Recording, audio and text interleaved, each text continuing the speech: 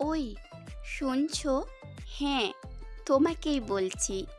আজকের এই গল্পটা তোমার জন্য। যদি এক ফোঁটা ভালোবাসা, একটু গল্প আর একটু অনুভব দরকার হয়, তাহলে স্বাগত আমাদের ফাইজার ডায়েরিতে। এখানে ভালোবাসা শুধু বলা হয় না, শোনা যায়। তাই প্রতিনিয়ত নতুন নতুন ভালোবাসার গল্প শুনতে এখনই সাবস্ক্রাইব করো ফাইজার ডায়েরি। ধন্যবাদ সবাইকে।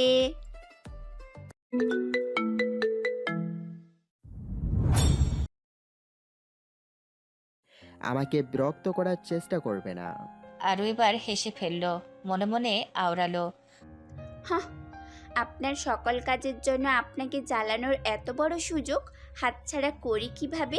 হুম হুম, ওটা তো আমার ফেভারিট কাজ স্যার। মুখে বলল।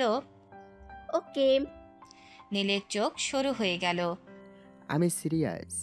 আরও ধীরে ধীরে এগিয়ে এসে বলল। আমিও স্যার খুব সিরিয়াস। তারপর হালকা কথাবার্তা বলে চলে যাওয়ার উদ্দেশ্যে দরজার দিকে এগিয়ে গেল। দরজার কাছে গিয়ে আবার ফিরে এলো। নীল ঘুরে তাকিয়ে ঠান্ডা গলায় ঠেস দিয়ে বলল। বিয়ে যখন করেছ, আশা করি এবার সব রিচুয়াল মানবে। কাল প্রস্তুত থেকো, মিসেস নীলাদ্র চৌধুরী। বলেই দরজা খুলে বেরিয়ে গেল। আরও স্থির হয়ে দাঁড়িয়ে রইল। তার ঠোঁট থেকে আস্তে করে বের হলো। বিরক্তিকর জীব, বিয়ে মনে হচ্ছে আপনি করেননি। সকালটা নীলের জন্য একদমই ভালো ছিল না। ডাইনিং টেবিলে বসে আছে সে, সামনে নাস্তা। আমজাদ চৌধুরী খবরের কাগজ নামিয়ে বললেন। আজকে কিন্তু যেতে হবে। নীল কোনো উত্তর দিল না। শুনেছ আমি কি বলেছি? নাকি পৃথিবীতে নেই? নীল এবার বিরক্ত গলায় বলল। আমি কোথাও যাচ্ছি না। জোর করে বিয়ে দিলে মানে এই না আমি তার পিছনে ঘুরবো?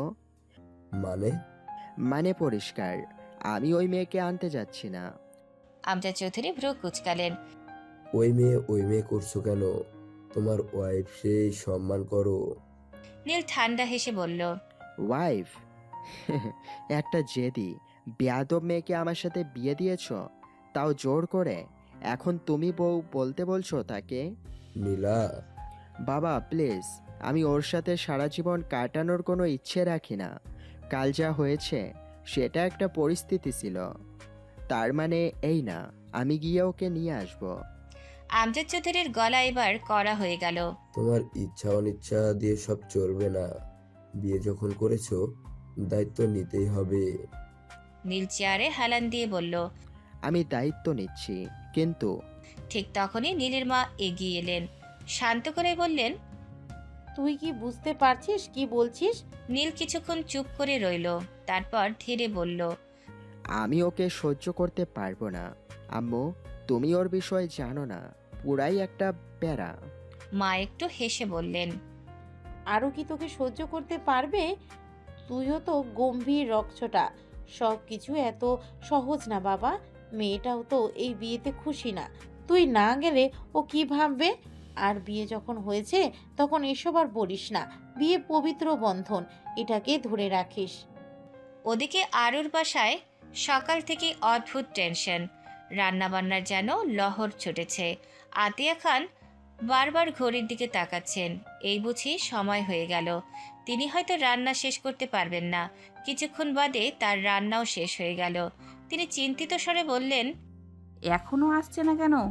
আরও সোফায় পা তুলে বসে আছে, হাতে ফোন, মুখে একটা হালকা হাসি।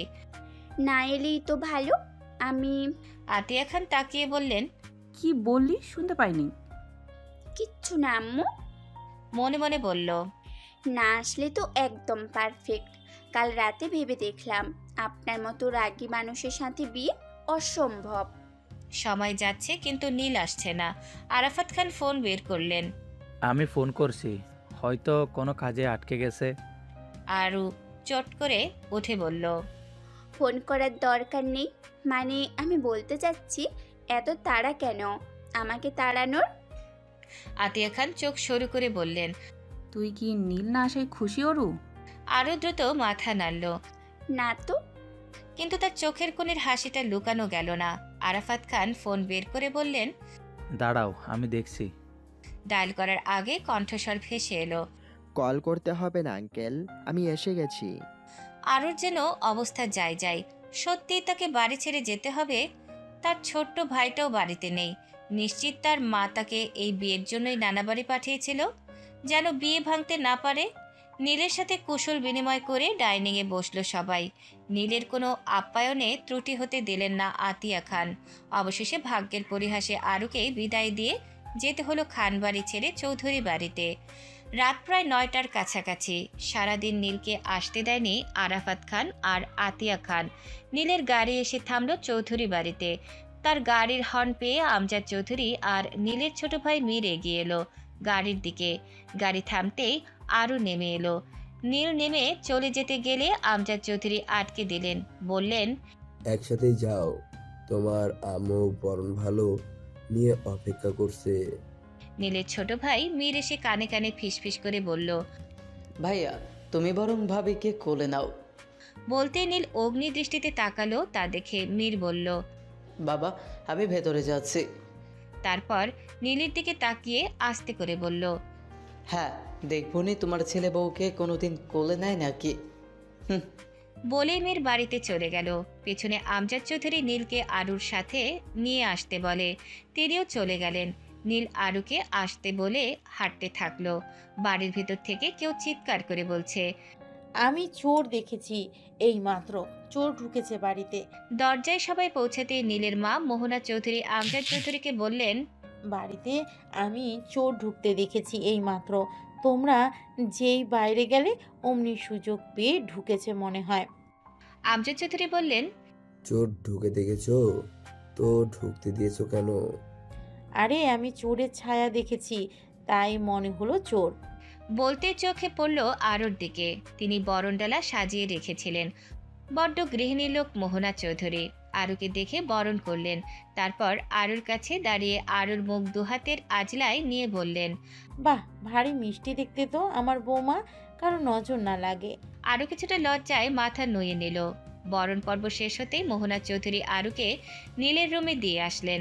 আরুকে দেখে বড্ড টায়ার্ড মনে হচ্ছে, রেস্ট নেওয়া দরকার, সাক্ষাৎ পরে হবে।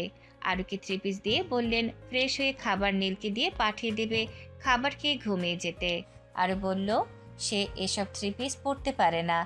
সে জিন্স টপস জাতীয় আরও কিছু কাপড় নিয়ে এসেছে।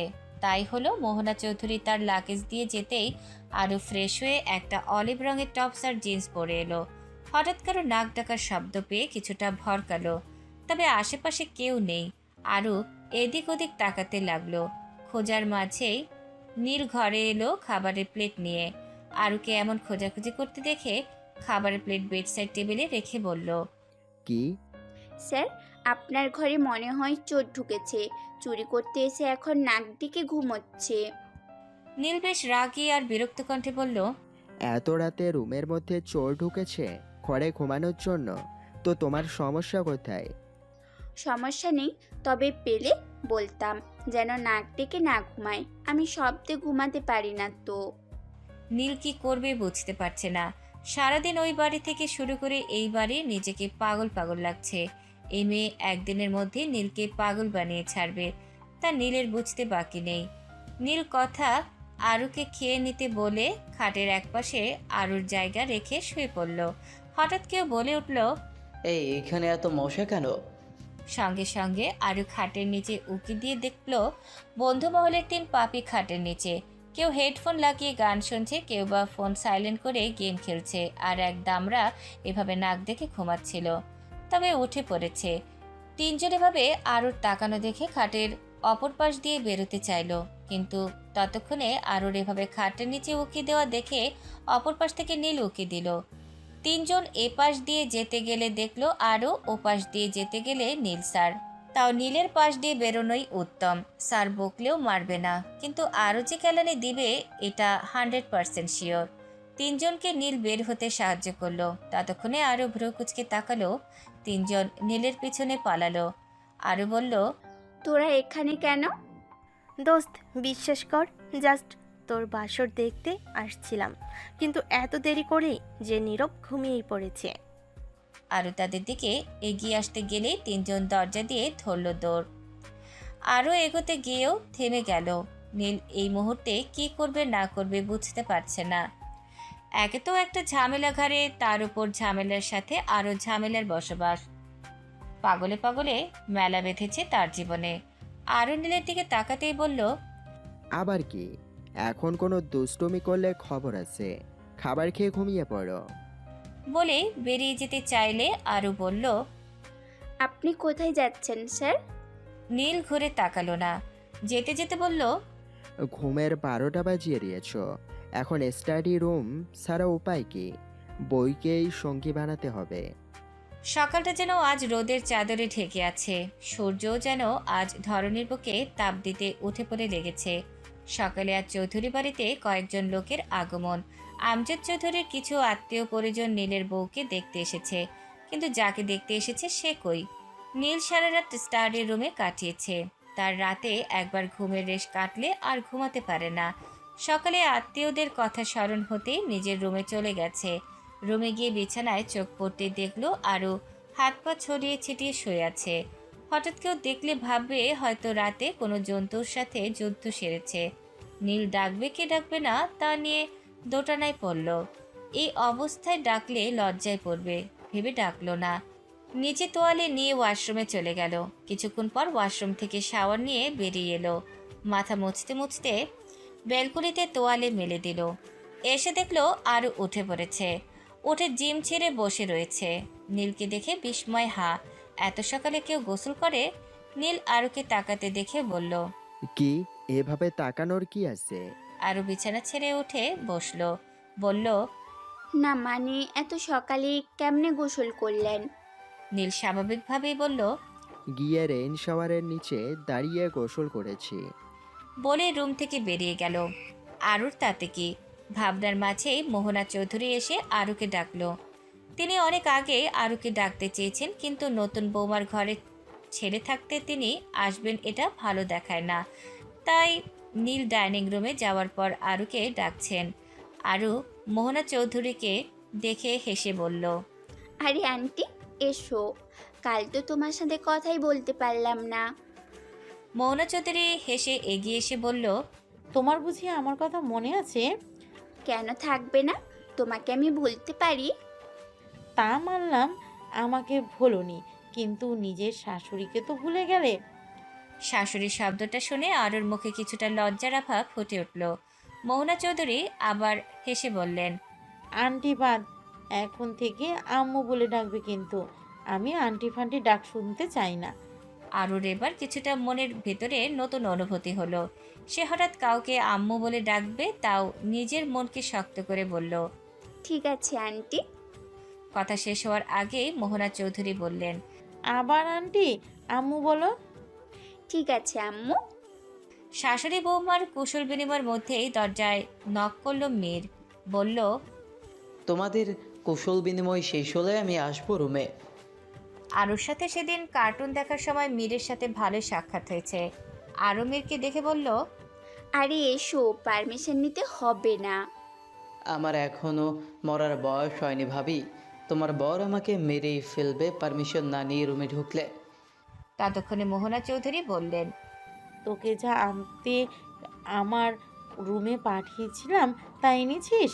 মীর এসে বিছানার ওপর শাড়ি আর তার সাথে যা যা দরকার সব আরুর সামনে রাখলো। মোহনা চৌধুরী বললেন, তাড়াতাড়ি এগুলো পরে রেডি হয়ে নাও, নিচে অতিথিরা অপেক্ষা করছে। কিন্তু আন্টি সরি আম্মু, আমি শাড়ি পরতে সম্পূর্ণ কথা শেষ হওয়ার আগে নিচ থেকে মোহনা চৌধুরী ডাক এলো। মোহনা চৌধুরী মীরকে ডেকে নিয়ে চলে গেলেন। যাওয়ার সময় বলে গেলেন একটু তাড়াতাড়ি করে আসতে, নয়তো আত্মীয়রা খারাপ বলবে। নতুন বউ এত দেরিতে ওঠা কেউ ভালো চোখে দেখে না। তবে কারোর সাহস হবে কিনা চৌধুরী বাড়িতে দাঁড়িয়ে বৌদির কিছু বলবে, কিন্তু আত্মীয় প্রতিবেশীদের তো আর মানা করা যায় না। এখানে না বলুক, বাইরে ঠিকই কটূক্তি করবে। মোহনা চৌধুরী চলে যেতেই আরও বিপদের চৌরাস্তায় পড়ল। এখন কিভাবে শাড়ি পরবে? একে তো শাড়ি পরতে জানে না, তার উপর মোহনা চৌধুরীকে বলা হলো না। ওদিকে আবার এই পোশাকে গিয়ে মোহনা চৌধুরীকে ডাকতে পারবে না। নিচে অতিথি বসে আছে। বিয়ে কে করে? সিঙ্গেল থাকাই ভালো, অ্যাটলিস্ট নিজের মতো থাকা যায়। তবে এখন আর কি করার, যখন ফেসে গেছে তখন সহ্য করতেই হবে। মনে মনে আওড়ালো। সব দোষ ওই নীরবের। শালা বেকুবের জন্য আজ লাভ লেটার দিতে হলো এই বিটকেলটাকে। আবার এখন তা বিয়ে পর্যন্ত গড়ালো, তাও মানলাম। কিন্তু এখন এই শাড়ি পরতেই হবে। দেখ, ভালোই লাগে না। বলতে বলতে ওয়াশরুমে ঢুকে কোনো মতে শাওয়ার নিয়ে বেরিয়ে এলো, গায়ে পেটিকোট আর ব্লাউজ। ওয়াশরুম থেকে বেরিয়ে টপসের সাথে থাকা একটা ওড়না নিয়ে গায়ে জড়ালো। একা একাই বলতে শুরু করলো। এই গরমে শাড়ি অসম্ভব সব জিনিসপত্র। এত গরমে শাড়ি পরবো কেমনে? বিয়ে কে করে ভাই? বিয়ে করা মানেই তো এক্সট্রা ঝামেলা মাথায় নেওয়া। নীল এসেছে অনেকক্ষণ আরুর বকবকানি শুনেছে পিছনে দাঁড়িয়ে। ঘরে এসেছে মূলত একটা বিজনেস পারপাসে, অডিও কনফারেন্স সারতে। তবে এসে যে এমন বকবকানি শুনবে তা আশা করেনি। নীল সোজা গিয়ে আরুর সামনে থেকে সেন্টার টেবিলের ওপর থেকে আইপ্যাড নিয়ে কনফারেন্সের জন্য বসলো। আরুকে একবার বলল, তাড়াতাড়ি, আম্মু নিচে যেতে বলেছে। আরও এখন কি করবে? একে তো গরম, তার উপর শাড়ি এখনো পরাই হয়নি। আরু বলল, স্যার শুনছেন? আরুর মনে হলো দৌড়ে গিয়ে নীলের মাথা ফাটাতে। মনে হচ্ছে যে আরও জেনে শুনে তাকে বিয়ে করেছে। মানে সে তো ভেবেছিল তার বাবার অন্য কোনো বন্ধুর ছেলের কথা বলেছে আরুর বাবা। কিন্তু না, সেই ঘুরে ফিরে জমের দুয়ার হতে বাঁচতে চেয়ে সেই জমের সামনে, না না, জমের ঘরে এসে পড়েছে। মুখ কিরমিরিয়ে বলল, স্যার শুনছেন? না বললে শুনবো কি করে? স্যার নিচে গিয়ে একটু আম্মুকে ডেকে দেবেন প্লিজ। নীলের সহজ স্বীকারোক্তি। আম্মু আত্মীয়দের খাবারের ব্যবস্থা করছে, এখন আসতে পারবে না। আমাকে শাড়ি পরতে বলেছে। তো আমি শাড়ি পরতেই পারি না। শাড়ি পরতে হবে না, ওভাবেই যাও। আপনি তাহলে বাইরে যান, আমি চেষ্টা করছি পরার। পারবো না, কনফারেন্স করতে হবে। যাবেন না? বললাম কনফারেন্স আছে। তাহলে কিছু না বললে একটা কথা বলি। তাড়াতাড়ি। আমায় শাড়ি পরতে একটু হেল্প করেন না? আমি তো কোনোদিন শাড়িই পরিনি। আমি হিন্দি সিরিয়ালের নায়ক না যে তোমায় শাড়ি পরিয়ে দিব। আর সারা জীবন জিন্স টপস পরলে শাড়ি পরবে কিভাবে? আরুর এবার মন খারাপ হলো। এই লোকটা এমন পাষাণ কেন? একটু হেল্প করলে কি এমন ক্ষতি হতো? এই লোকের জন্যই তো আজ এই দশা।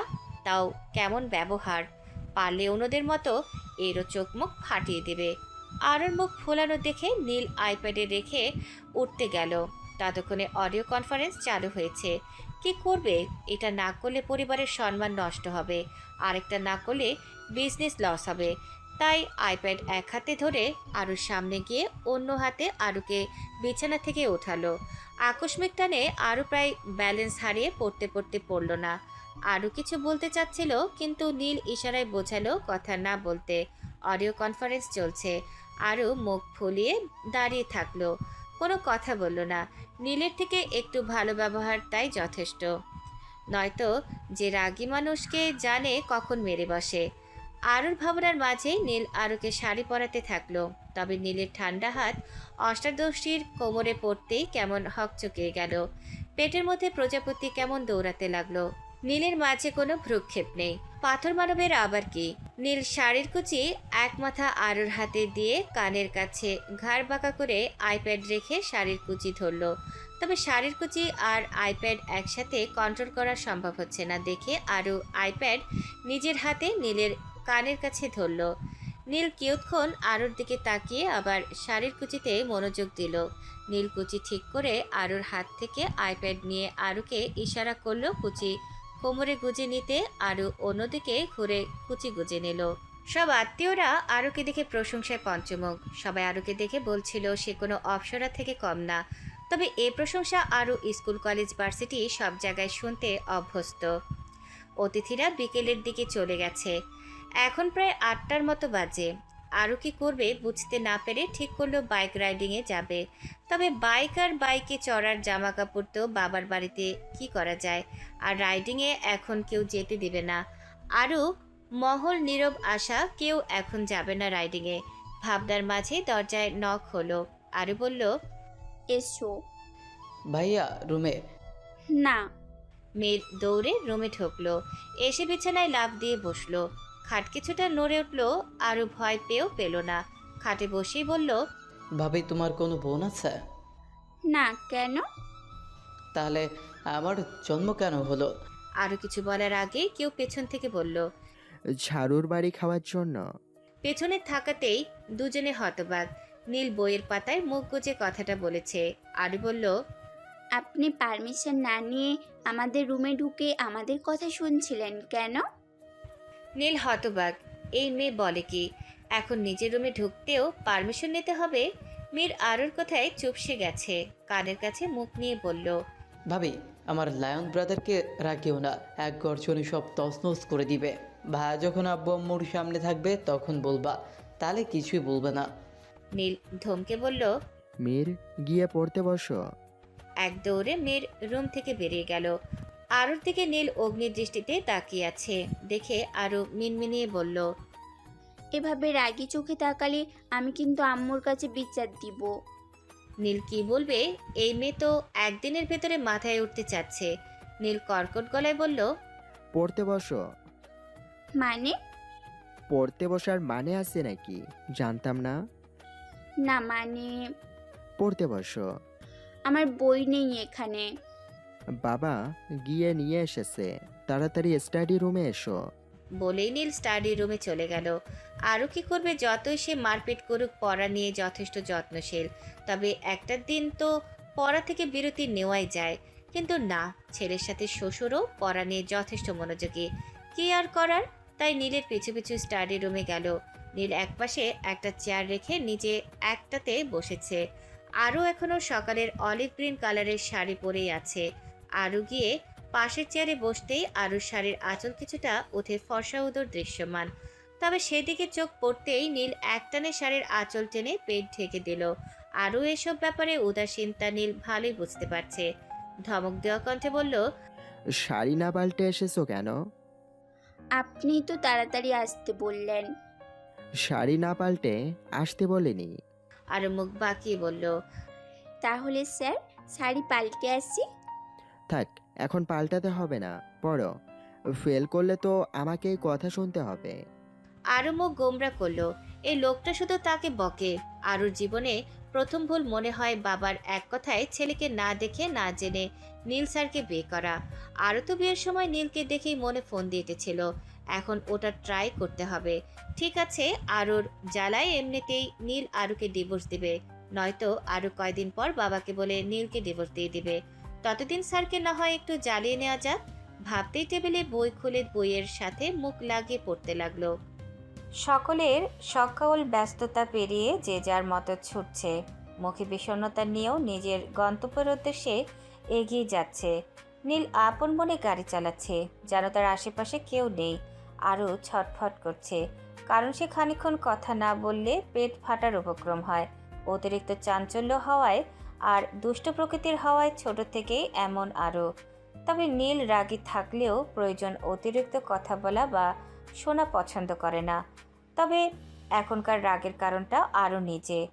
কাল রাতে নীল যে পড়াগুলো আরুকে কমপ্লিট করতে বলেছে, একে তো সেগুলো করেনি, তারপর স্টাডি টেবিলে ঘুমিয়েছে কিছুক্ষণের মধ্যে। ডাকার পরও ওঠেনে দেখে নীল ইচ্ছা না থাকা সত্ত্বেও আরুকে কোলে নিয়ে বিছানায় শুয়ে দিয়েছে। তারপর নিজে বিছানার এক কোণে শুয়েছে। সকালে আজ আরুর ঘুম আগে ভেঙেছে। চোখে আধো ঘুম থাকতেই কোলবালিশ ভেবে নীলাকে জড়িয়ে ধরেছে। নীলের গায়ের ওপরে এক পা আর গায়ের নিচে এক পা দিয়ে সাপের মতো জড়িয়ে ধরেছে। নীলের বুকে মাথা রেখে বুকেই নাক ঘষতে ঘষতে ঘুম চোখে অনুভব করলো পুরুষালী গন্ধ। তড়িৎ গতিতে চোখ খুলতেই দেখলো নীল বেঘরে ঘুমাচ্ছে। ততক্ষণে নীল ও আরুর দিকে ঘুরে শুয়েছে। আরুর ঠোঁটে ঠোঁট প্রায় ছুঁই ছুঁই অবস্থা। নিজের দিকে তাকাতেই দেখলো তার পরনে রাতের শাড়ি নেই, একটা গোলাপি রঙা প্লাজো সেট। আরুর মস্তিষ্ক সজাগ হতে আরও ছিটকে সরে গিয়েছে। হঠাৎ কান্নার শব্দে নীলের ঘুম উড়ে গেল। চোখ মেলতেই দেখলো আরু বসে কান্না করছে। নীল কিছুটা সংকোচ নিয়ে জিজ্ঞেস করলো, কি হয়েছে? আরু নিরুত্তর, শুধু কেঁদেই যাচ্ছে। নীল আরুর সামনে বসতেই আরু নীলের বুকে কিল ঘুষি দিতে থাকলো। নীল হঠাৎ আরুর কাণ্ডে কি করবে বুঝতে না পেরে খপ করে আরুর হাত দুটো নীলের এক হাতে নিয়ে অন্য হাতে নিজের পরনের টি শার্ট ঠিক করে জিজ্ঞেস করলো, কি হয়েছে? এভাবে সকাল সকাল কান্না করার মানে কি? আপনি কেন এমনটা করলেন? কি করেছি আমি? কি করেননি আপনি? মানে?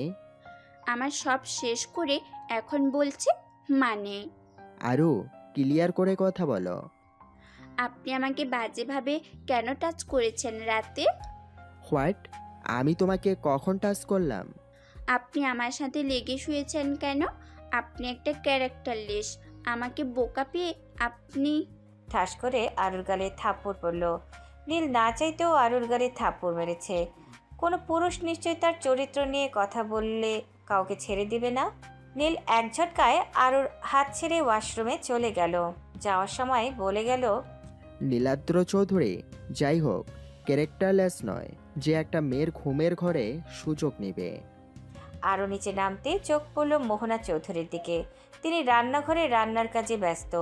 আরও রান্নাঘরে যেতেই মোহনা চৌধুরী হেসে বললেন, ঘুম কেমন হলো আম্মু? ভালো। মোহনা চৌধুরী হেসে বললেন, ছোটবেলার ঘুম কাতুরের স্বভাব এখনো তোমার আছে? আরও কিছুটা লজ্জা পেয়ে চোখ নামিয়ে নিল। মোহনা চৌধুরী হেসে বললেন, রাতে তোমাকে কত ডাকলাম শাড়ি পাল্টানোর জন্য, উঠলেই না। আরও তড়িৎ গতিতে প্রশ্ন ছড়ল, তুমি শাড়ি পাল্টে দিয়েছো? তোমার শাড়ি এলোমেলো হয়ে গেছিল। রাতে নীল আমাকে ডেকে বলল তোমার শাড়ি পাল্টে দিতে। উনি কোথায় ছিল তখন? স্টাডি রুমে ছিল। আমি বললাম তুমি ভয় পাবে তাই রুমে যেতে চাইছিল না। জোর করে রুমে দিয়ে দরজা এপাশে আটকে দিয়েছিলাম। সকালে খুলে দিয়েছি। কেন আম্মু, কোনো কিছু বলেছে তোমাকে বা রাগ দেখিয়েছে? আরও হেসে বলল, না আম্মু। আরও কি করবে, এখন আর নীলের প্রতি রাগ হচ্ছে না, এখন তো নিজের প্রতি রাগ হচ্ছে। কি করবে আর সরি বলবে কিভাবে ভেবে আবার মনে মনে আওড়ালো, যা বলেছে ঠিক করেছি। আমি কেন ওনার কাছে মাপ চাইবো? আরাধ্যা খান কখনো কারোর কাছে মাপ চায় না, আর চাইবও না।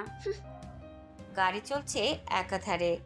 আরও এবার ঠিক করলো সরি বলবে, তবে কথা বলার আগেই নীল ব্রেক কষল। গাড়ি আকস্মিক থামায় আরও কিছুটা সামনের দিকে ঝুঁকলো, তবে মাথা গাড়ির ড্যাশবোর্ডে লাগার আগেই নীল আরুর মাথার সামনে হাত রাখলো। আরুর মাথা গিয়ে নীলের হাতে বাঁধলো।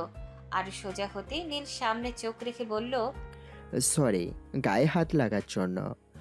আরও এবার তেড়ে বলল, আপনি কেন বললেন না আম্মু ড্রেস চেঞ্জ করেছে? ভার্সিটিতে যাও, দেরি হয়ে যাচ্ছে। নীলের এভাবে কথা বলা আরু ঠিক মানতে পারছে না। আবার কিছু বলার আগে নীল বলল, ভার্সিটির গেট, এটা ড্রামা সেন্টার না। বলে গেট খুলল। আরু কম জেদি নয়, ভালোভাবে বলা কথার এভাবে উত্তর দিচ্ছে, হু কথাই বলবে না। গাড়ি থেকে নেমে জোরে দরজা বন্ধ করলো। গটগট পায়ে ভার্সিটি চলে গেল। ভার্সিটির লিফটে 3 পাপিষ্ঠ বসে হাসাহাসি করছে। আরুকে দেখে জোরে নীরব ডাক দিল। আরু তাদের কাছে গিয়ে ব্যাগটা ফেলে ধপ করে বসে পড়ল। আশা কানের কাছে মুখ নিয়ে বলল, বেবি, রাতে? কথা শেষ হওয়ার আগে আরু দুম করে নীরবের পিঠে কিল বসালো। রাগেশ্বরে বলল, শালা বেকুব, তোর কারণে আমার জীবনের যত সমস্যা। তোর কথাই কেন যে আমি লেটার দিতে গেলাম। সিঙ্গেল লাইফে মজা এক্ষুনি মিস করছি। মহুল আরুর পক্ষ নিয়ে বলল, দে আরও দুঃখা, যত সব বাজে বাজে চিন্তা। তুই বরং ওর মাথা ফাটা, যাতে ও আর এইসব উদ্ভট বুদ্ধি কাউকে না দিতে পারে। নীরব হেসে বলল, দোস্ত, 2 দিনই বিয়ে হয়েছে, এক্ষুনি সিঙ্গেল লাইফ মিস করেছিস? মহুল বলল, দোস্ত, নীল স্যার আসতেছে, চল ক্লাসে যাই, নয়তো উত্তম মাধ্যম খেতে হবে। আরও মুখ কালো করে বলল, যা তোরা, আমি ওই লোকের ক্লাস তো দূর, সামনেই যাব না।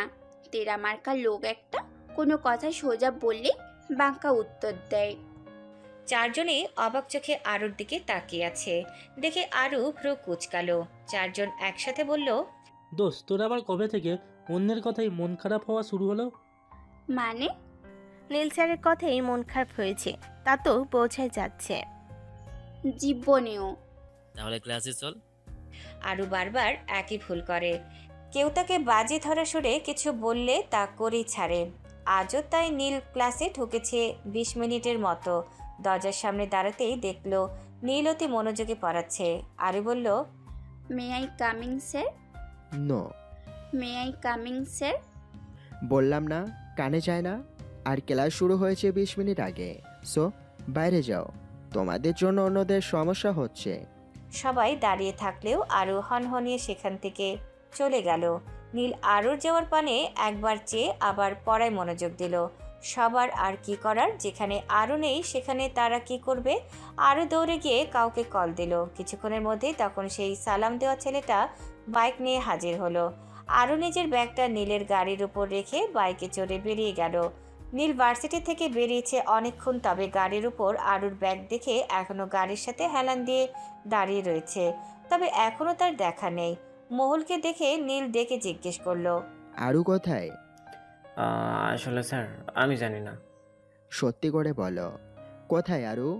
নীলের ধমকের সুরে কথা বলাটা শুনে মহুল বলল, ও অপরিচিত কাউকে বলতে নিষেধ করেছে। আর কোথায় আরু? ডিজার্ভ ক্লাব রোডে। নীল কোনো কথা না বলে গাড়িতে উঠে গাড়ি স্টার্ট দিল।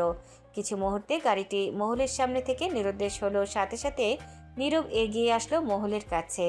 নীরব ধমকে দেওয়া স্বরে বলল, মহুল, আজ আরও জানো কি যে তুই স্যারকে বলেছিস ক্লাবের রোডের কথা, তারপর তোর খবর আছে সাথে আমাদের ওর কেলাফতে। আশা নীরবকে বলল।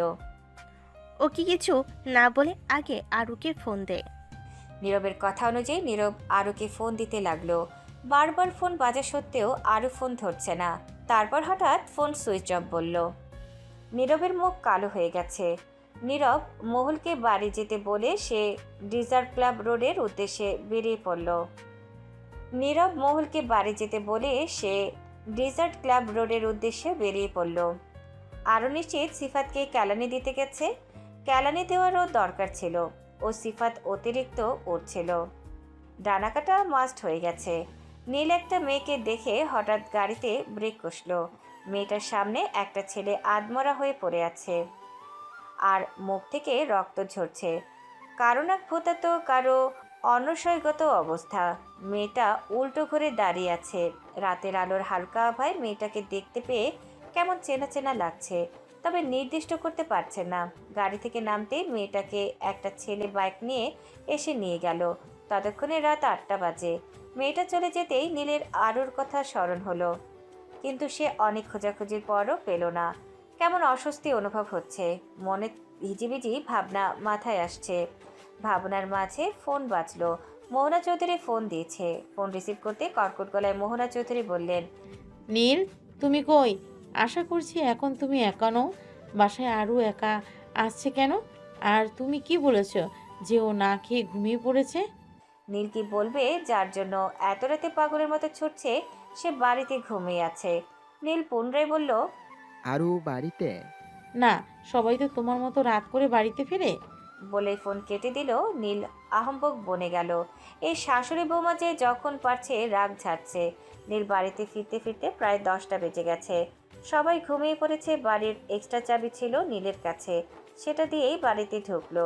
ঘরে যেতেই দেখলো আরও বিছানায় এমনভাবে শুয়েছে মনে হচ্ছে যুদ্ধ করেছে। তবে গায়ের উপরে কাঁথা থাকলেও একটা হাত বাইরে, হাতে রক্ত জমাট বেঁধেছে মনে হচ্ছে। নীল সেদিকে এগুলোর আগেই আরও হাত কাঁথার মধ্যে নিয়ে নিল। নীল কিছু বলল না। হাতের ঘড়ি খুলে ওয়াশরুমে গেল। শাওয়ার নিল অনেকক্ষণ। মাথা মুছতে মুছতে বাইরে এলো। আরও এখন আর ছড়িয়ে শুয়ে নেই, একপাশে সরে শুয়েছে। নীলের বুঝতে বাকি নেই আরও ঘুমায়নি, বরং ঘুমের ভান ধরেছে। নীলেরও খেতে ইচ্ছে করলো না। টাওয়াল রেখে ঘুমানোর জন্য প্রস্তুতি নিল। কাবার থেকে আরেকটা কাঁথা বের করলো। বিছানায় এসে বসলো। আরও তখন উল্টো হয়ে শুয়েছে। নীল বিষয় ঘাটল না। নীল শুয়ে লাইট নিভিয়ে দিল। নীল কিছুক্ষণ চুপ করে আছে, মনে হচ্ছে ঘুমিয়ে পড়েছে। আরও আস্তে করে উঠে নীলের অভিব্যক্তি বোঝার চেষ্টা করলো। উঁচু হয়ে নীলের ওপর আধা শোয়া হয়ে চোখ গোল গোল করে দেখলো নীল ঘুমিয়েছে কিনা। নীলের কোনো নড়চড় নেই। আরও হতাশ হয়ে আবার এসে শুয়ে পড়ল। আরুর ভীষণ রাগ হচ্ছে। একটা মানুষের জন্য আরও কষ্ট পেল। লোকটা তাকে সরিও বলল না। আরও 2টা বালিশ এনে দুজনের মধ্যে রাখলো। রেখে আবারও নীলের দিকে এক পলক তাকালো। নীলের এখনো কোনো নড়চড় নেই। আরও মুখ ফুলিয়ে ওপাশ হয়ে শুয়ে পড়ল। কিছুক্ষণের মধ্যে ঘুমিয়ে পড়েছে। নীল আরুর পাশ ফিরে শুয়ে দেখলো আরু ঘুমিয়েছে। আস্তে করে বলল, সরি। রাত প্রায় 1:30 কি তার চেয়ে একটু বেশি। আরুর প্রচণ্ড খিদে পেয়েছে। মনে হচ্ছে খিদের জ্বালায় পেটের নাড়িভুড়ি সব উল্টে পাল্টে যাচ্ছে। সেই সকালে খেয়েছে, এখন পর্যন্ত কিচ্ছু খাওয়া হয়নি। কত করে মোহনা চৌধুরী খেতে বললেন, ধ্যাত ভালো লাগে না। এই মুহূর্তে খিদের জ্বালায় ঘুমও আসছে না। মনে মনে ঠিক করলো কিচেনে যাবে। ফ্রিজে নিশ্চয়ই কিছু আছে, এখনকার মতো ওটা দিয়ে চালিয়ে নেবে। আস্তে উঠে ফোনের ফ্ল্যাশ জ্বালিয়ে বিছানা থেকে উঠে দরজা পর্যন্ত গিয়ে আবার পেছনে তাকাতেই জোরে চিৎকার দিল। ততক্ষণে কেউ আরুর মুখ চেপে ধরেছে। আরুর পেছনে বোর্ড সুইচ অন করতে আরু যেন জান ফিরে পেল। নীল তখনও আরুর মুখে হাত চেপে রেখেছে। নীল হাত আরুর মুখে রেখেই বলল, এত রাতে আলো না জ্বালিয়ে কোথায় যাচ্ছিলে? কথা বলছো না কেন? করছো কেন? আরু চোখ দিয়ে বোঝালো হাত সরাতে। নীল হাত সরাতে আরু নীলের মুখে নিজের হাত চেপে ধরল। বলল, আপনি কখন উঠেছেন? আর এখানে এত রাতে উঠে আমাকে ভয় দেখালেন কেন? নীল বেশ বুঝতে পারছে এই মেয়ে তার ভুল ধরিয়ে দিচ্ছে। তবে নীল আরুর হাতে কামড় বসিয়ে দিল। সাথে সাথে আরু চিৎকার দিয়ে নীলের মুখ থেকে হাত সরিয়ে নিল। আরু তখনও নিজের হাতে ফু দিয়ে হাত ডলছে। নীল মোলায়েম কণ্ঠে বলল, এভাবে রাত বিরাতে রাগ করে না খেয়ে থাকলে খিদে তো পাবেই। আরু আহম্বক বনের ওপারে গেল। মনে মনে আওড়ালো, এই লোক কিভাবে বুঝলো আমার খিদে পেয়েছে? তাও কর্কট গলায় বলল, মোটেও আমার খিদে পায়নি। তাছাড়া আমার খিদে পেলেও আপনি জানলেন কি করে? রাত বিরাতে খারাপ চোখে মেয়েদের দেখেন? অসভ্য পুরুষ।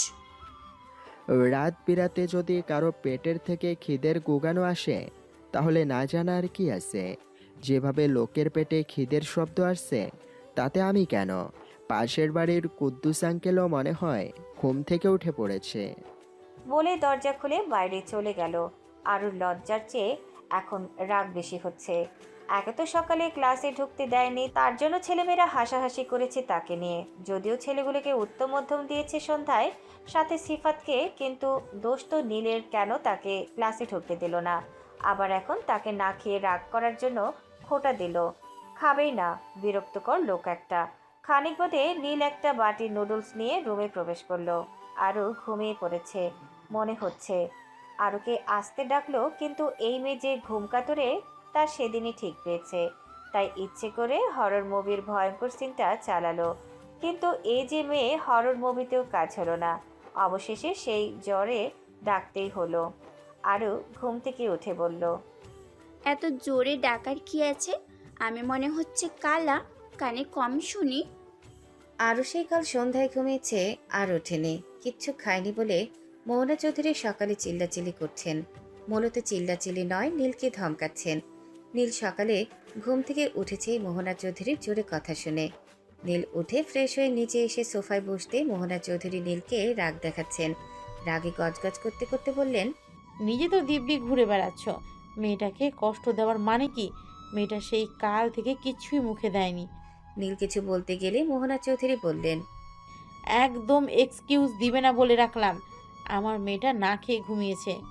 নিজেই আবার বললেন, কাকে কি বলছি তাতে তোমার কি? তোমরা বাপ ছেলে তো খুশি। আমজাদ চৌধুরী গলা খাকারি দিয়ে বললেন, তোমাদের কথায় আমি এলাম কোথা থেকে? আমাকে কেন টানছো? না, তোমাকে টানবো কেন? তুমি তো সাধু, কিন্তু তোমার জন্যই তোমার ছেলে এই দশা। ছেলে ভালো কাজ করলে ছেলের মধ্যে তোমার গুণ খুঁজে পাওয়া, আর খারাপ কাজ করলেই আমার দোষ খুঁজে পাও। কপাল আমার। বুড়ো ছেলের দোষের দায়িত্ব আমাকেই দিতে হচ্ছে। যেখানে নাতি নাতনির দোষ নিব। বাবা, আমি বুড়ো? তা নয় তো কি? বিয়ে করেছো 700 ঘরে এসে। এই বয়সে সকলের নাতি নাতনি নিয়ে ঘরে, আর আমি এখনো একা একাই বসে আছি। নীল উঠে যেতে যেতে বলল, মীর বাবাকে বল, আমার এখন একটা বোন আসলে সমস্যা নেই। আমারও সমস্যা নেই ভাইয়া, আমার শালারা একটা বেআইন পাবে। আমজাদ চৌধুরী বিষম খেলেন, বিড়বিড়িয়ে আওড়ালো। আমি ভুলে গেছি, এগুলো আমার তৈরি করাই ছেলে। এক একটা বাস জন্ম দিয়ে ফেলেছি। এখন কিছু বলতে গেলে সোজা আমার দিকে উল্টো ঘুরে আসে, তাও ডালপালা সহ। বাবা, বাঁশের ডালপালা হয় না। মীরের কথায় আমজাদ চৌধুরী থমকালো, তাও বলল। আমার বাসায় ডালপালা আছে, তোমার মা। বলেই তিনি রুমে গেলেন। মীর জোরে জোরে বলল, আম্মু, ও আম্মু, তোমাকে বাঁশের ডাল বলছে বাবা। আরু আর মোহনা চৌধুরী নিচে নেমে এলো। তিনি আরুকে ডেকে উঠিয়ে তবে এসেছেন। আরু মুচকি হেসে বলল, বাসের তো ডাল হয় না মীর। মোহনা চৌধুরী হেসে বলল, ওর কথা সারাদিন শুধু ফাজলামি করে, দিন দিন ফাজিল হচ্ছে। তুমি এসো, খেয়ে নাও, কাল থেকে কিছুই খাওনি। আরু বলতে গিয়ে বলল না, কাল রাতে নুডলস খেয়েছে। যতই সে বেপরোয়া হোক, শাশুড়ির কাছে সব কথা মুখ ফুটে বলা যায় না। রাত দুপুরে তার ছেলে রান্না করেছে। মোহনা চৌধুরী ততক্ষণে আরুকে ডেকে সোফায় বসে গেছেন কিচেনে। মোহনা চৌধুরী প্রথম থেকে এমন জীবন মানে তার কাছে গুছানো সবকিছু। সংসার মানে যেখানে নারী সংসারের কাজে অক্লান্ত পরিশ্রমে পুরুষ পাশে থাকলেই সর্বশ্রান্ত। এই জন্য আমজাদ চৌধুরী কিছু বলেন না। ওগুলো নিত্যদিনের খুনসুটি ছাড়া তার কাছে কিছুই না। তার মতে, নারী যদি রাগ অভিমান নাই করে, তবে সংসারের আসল অনুভূতিগুলো জাগ্রত হয় না। আমজাদ চৌধুরী রুম থেকে আসতেই নীল এসে বসলো ডাইনিংয়ে। চেয়ার টেনে আরুর সামনের চেয়ারে বসলো। আরু আর চোখে তাকিয়ে দেখলো নীলের মুখ শুকনো। মনে হচ্ছে কালকের পর থেকে খায়নি কিছু। আরুর বা কি দোষ? কেউ মধ্যরাতে নুডলস দিয়েছে, খেতে মন না চাইলে কি করার? ভুল করে কয়েক কথা বলেছে, তাও সরি তো বলেছে। সে রাগ করে যদি পাশের স্টাডি রুমে বসে থাকে তাহলে কি করার? তাই নীল খেয়েছে কিনা জিজ্ঞেস করেনি আরু। মোহনা চৌধুরী আরুকে খাবার বেড়ে দিয়ে আমজাদ চৌধুরীকে সহ নীল মীরকেও খাবার দিয়ে দিল। আরু রুমে আসতেই দেখলো নীল রেডি হয়ে বেডে বসে আছে। আরু কিছু না বলে বিছানায় গিয়ে কাঁথা টেনে গায়ে জড়িয়ে শুয়ে পড়ল। নীল আর চোখে আরুর দিকে তাকিয়ে আছে। আরু দেখেও না দেখার ভান করে ফোন নিয়ে রিলস দেখা শুরু করলো। নীল কথা বাকিয়ে বলল, কেউ ভার্সিটি না গেলে বলে দিক। আরু নীলের দিকে তাকিয়ে বলল, কেউ আমার সরি অ্যাকসেপ্ট না করলে আমি ভার্সিটি যাব না। আমি না কারো উপর রেগেছি আর না কাউকে সরি বলতে বলছি। বলেই নীল চলে যেতে নিলে আরু উঠে নীলের হাত ধরে টান দিল। সবেমাত্র বিছানা থেকে উঠেই হাতে টান লাগায় নীল হুড়মুড় করে বিছানায় পড়ল। আরু নীলের মুখের উপর ঝুঁকে শার্টের কলার ধরে বলল, আপনাকে সরি বললাম, কেন অ্যাকসেপ্ট করবেন না? আমি কাউকে সরি বলি না, তাও আপনাকে বলেছি, মানে আপনাকে অ্যাকসেপ্ট করতেই হবে। নীল চোখ গোল করে ভ্রু গুছিয়ে বলল, সরি অ্যাকসেপ্ট এভাবে করাতে হয় জানতাম না। আমি সরি অ্যাকসেপ্ট করব না। আপনাকে করতে হবে। No never. ইয়েস অ্যান্ড এক্ষুনি। আমি কিন্তু রেগে যাচ্ছি আরু। তো তো মানে? আপনি আমাকে রাগ দেখালে আমি আম্মু আব্বুকে বলে দিব। বলেই মোহনা চৌধুরীকে ডাকতে গেলে নীল আরুকে নিচে ফেলে তার উপর ঝুঁকে বলল, আমাকে রাগিও না আরু, তাতে তোমার নিজেরই ক্ষতি হবে। যেমন আছি থাকতে দাও। আমার অতিরিক্ত জিনিস পছন্দ না, তাতে ভুল কিছু হবার সম্ভাবনা থাকে। বলেই নীল উঠে নিজের শার্টের কলার ঠিক করে যেতে যেতে বলল, আমি গাড়িতে 5 মিনিটে যেন আসা হয়। আমি অতিরিক্ত হয়ে কারোর সাথে যেতে চাই না। মানুষ চলে যাক, আমি আব্বুর সাথেই যাব। আরও রেডি হয়ে আমজাদ চৌধুরীকে বলে তার সাথে ভার্সিটি যাচ্ছে। নীলের গাড়ি উপেক্ষা করে আমজাদ চৌধুরীর গাড়িতে গিয়ে বসলো। গেটের কাছে নীলের গাড়ি দেখে বলল, আম্মু, নীলের সাথে তোমার ঝামেলা হয়েছে? আরও গমগমে মুখে বলল, না। তাহলে হঠাৎ তুমি ওর গাড়িতে না গিয়ে আমার গাড়িতে যাচ্ছ? আমি ভেবেছিলাম উনি চলে গেছেন। কিছু মনে হয় না করো আম্মু, তুমি বরং আজকে ওর সাথে যাও। যেহেতু নীল এখনো যায়নি, আমি তোমায় কালকে নিয়ে যাব। তাছাড়া হঠাৎ একটা কাজ পড়ে গেছে, এক্ষুনি যেতে হবে। এইমাত্র জানালো সে কাজটা ইম্পর্টেন্ট। আরু কথা খুঁজে পেল না। মাথা চাকিয়ে বোঝালো হ্যাঁ। আরু নেমে নীলের গাড়ির সামনে গিয়ে দাঁড়ালো। নীল এক হাত স্টিয়ারিংয়ে রেখে অন্য হাতে মনোযোগ দিয়ে ফোন স্ক্রল করছে। আরুর তো রাগ কম না। কাল রাতে না হয় 2-4 কথা শুনিয়েছে, তাই বলে এত রাগ করার কি আছে? আরুর এখন মনে হচ্ছে বাবা জানলে কি হতো। বাবা হয়তো রাগ দেখাতো, কিন্তু এখন সে ভয়ে নীলকে বিয়ে করা ভুল, চরম ভুল। যেই ভুল থেকে বেরোবে আরু। নীল ডিভোর্স না দিলেও আরু ঠিকই ডিভোর্স দিয়ে দিবে। তবে আরু তো ভেবেছিল নীলকে জ্বালাতন করবে। নীল ভার্সিটিতে রাগী, বাড়িতেও রাগী, তাই ভেবেই বিয়েতে যখন নীলকে দেখলো তখন রাজি হয়েছিল। কিন্তু এ তো বাবা মায়ের চোখে তাকিয়েও কথা বলে না। আর আরুর বা নীলকে নিয়ে এত ভাবছে কেন? ও তো জাস্ট বাবার ভাই নীলকে বিয়ে করেছে, আবার বাবাকে বলে যেভাবেই হোক ডিভোর্স করেই নেবে। তো নীলের একটা সরি একসেপ্ট না করাতে এত মাথা ঘামানোর কি আছে? আরও নিজেকে সান্ত্বনা দিল। রিল্যাক্স আরু, নীলকে জ্বালানোই তোর একমাত্র গন্তব্য। তুই শুধু তাকে জ্বালানোর জন্য বিয়ে করেছিস। তুই কেন সরি বলবি? আর সে সরি একসেপ্ট না করলে মন খারাপ করবি শুনি? আরও গিয়ে ব্যাক সিটের দরজা খুলতেই নীল গাম্ভীর্য মুখ করে বলল, আমাকে কেউ ড্রাইভার মনে করলে ভুল। আমি কারো ড্রাইভার না। আরও দরজা আটকে সামনে সিটে বসলো। দুজনের মুখে অভিমান বিদ্যমান। আরও চাইলেও নিজেকে ধাতস্থ করতে পারছে না। কিন্তু কেন? নীলের গাড়ি গেট পেরোতেই আমজাদ চৌধুরী বলল, আমার ছেলেকে তো ভালো বানানোর জন্যই তোমাকে আনা আম্মু। আর তোমাকে একদম শান্ত মেয়ে বানানোর দায়িত্ব নীলের। তুমি নীলকে জ্বালাতে ওকে বিয়ে করেছো, তাই ভাবছো কেউ কিছু জানে না। কিন্তু আমজাদ চৌধুরী আর আরাফাত খানকে এখনো চিনোনি। নীল তোমাকে রাগ দেখলেও তোমরা ঠিক নিজেদের মতো মানিয়ে নিতে পারবে। ও ওর অতীত ভুলে একদিন ঠিকই তোমার রাগ, অভিমান, পাগলামিতে পাগল হবে।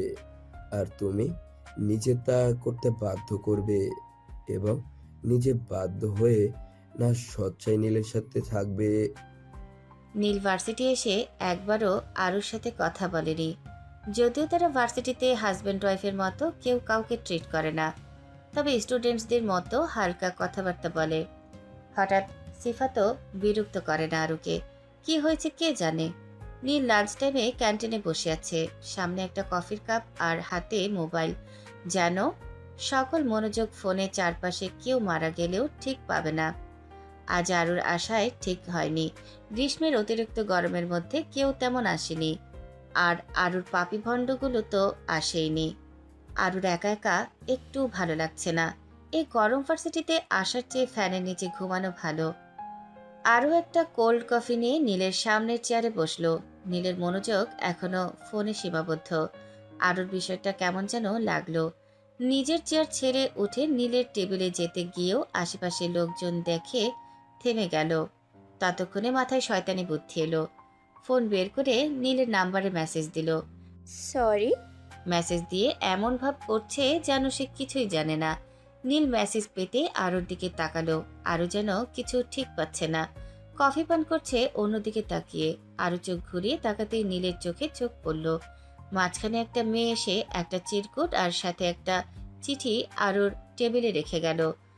আরু হতবাক চোখে একবার চিরকুট দেখছে, একবার নীলের দিকে তাকাচ্ছে। নীল দৃষ্টি সরিয়ে আবার ফোনে মনোযোগী হলো। আরু কোল্ড কফি খেতে খেতে চিরকুট হাতে নিয়ে খুলতেই হতবাক। চিরকুটে লেখা, প্লিজ একটা সাহায্য করো। আমি শুনেছি তোমার অনেক সাহস। এর সাথে যে চিঠিটা, সেটা একটু নীল স্যারকে দিয়ে দিও প্লিজ। তোমার ছোট বোন হিসেবে বলছি। আমার আর নীল স্যারের সব কিছু ঠিক হলে তোমাকে সবার আগে বিয়ের দাওয়াত দিব আপু। আরো বিষম খেলো। নীলের দিকে তাকিয়ে রইল এক দৃষ্টিতে। নীল তাকাতেই চার চোখ এক হলো। নীল ভ্রু উঁচিয়ে জিজ্ঞেস করলো, কি? আরও তো আরোই। একে তো আরোর সরি অ্যাকসেপ্ট করেনি, তার উপর একটা মেয়ে এসে তারই হাজবেন্ডকে চিঠি দিতে তার সাহায্য চাইছে। আরও চিঠিটা উঁচু করে নীলকে দেখালো, তারপর ক্যান্টিন থেকে বেরিয়ে গেল। নীল হতবাক। এ কোনো সাধারণ মেয়ে নয়, একেবারে অসাধারণ। কখন কি করে নিজেই জানে না। ভার্সিটির ছুটি হতেই আরও গেটের কাছে একটা মেয়ে আরুর সামনে এসে বলল, আসসালামু আলাইকুম আপু। ওয়ালাইকুম আসসালাম। আপু, তুমি ওনাকে চিঠিটা দিয়েছো? কোন চিঠি? ওই যে তখন দিলাম। ওহ, মনে পড়েছে, কিন্তু তখন একটা কাজ ছিল, তাই দেওয়া হয়নি। দাঁড়াও, এক্ষুনি দিচ্ছি। বলেই নীলের নাম্বারে কল করলো। প্রথমবারই রিসিভ হলো। স্যার, এই মুহূর্তে একটু আসতে পারবেন? নীলের সহজ স্বীকারোক্তি। না, একটু কাজ আছে, বাবা এসে তোমায় নিয়ে যাবে। হঠাৎ আরু চিৎকার দিয়ে বলল। আহ! নীল ব্যস্ততার ভঙ্গিতে জিজ্ঞেস করলো। কি হয়েছে? আরুকে নিশ্চুপ থাকতে দেখে নীল বলল। আরু, ঠিক আছো তুমি? কোথায় তুমি? ভার্সিটির গেটের কাছে। বলেই কল কেটে দিল। মেয়েটা অবাক দৃষ্টি রেখে বলল। আপু, মিথ্যা বললা কেন? না বললে তোমার চিঠিটা দেবো কেমনে? উনি আসতে চাচ্ছিল না। ও। মেয়েটাকে দেখে আরুর ভীষণ রাগ হচ্ছে। কেন হচ্ছে তা আরুর জানা নেই। কোনো কারণ ছাড়া আরু কেনই বা রাখবে? কারণ অবশ্যই আছে। কেন এই মেয়ে নীলকে চিঠি দেবে? আবার ভাবছে চিঠি দিয়েছে তাতে আরুর কি? ভাবনার মাঝেই নীল এসে ডাকলো। আরু। ভ্যা, মেয়েটা বলল। আপু, উনি মনে হয় চলে এসেছে। আমি দূরে দাঁড়াচ্ছি, আপনি দিয়ে দিবেন। আরু মেয়েটার হাত ধরে বলল। আরে কোথায় যাও? ওনাকে তোমার সামনে চিঠি দিচ্ছি, দেখো শুধু। নীল এসে আরুর পেছনে দাঁড়ালো। 6 ফুটের লম্বা সুদর্শন পুরুষের বুক অব্দি আরু। ঘুরতেই আরুর মুখ নীলের বুকে বাঁধল। নীল আরুর দিকে তাকিয়ে প্রশ্ন করলো।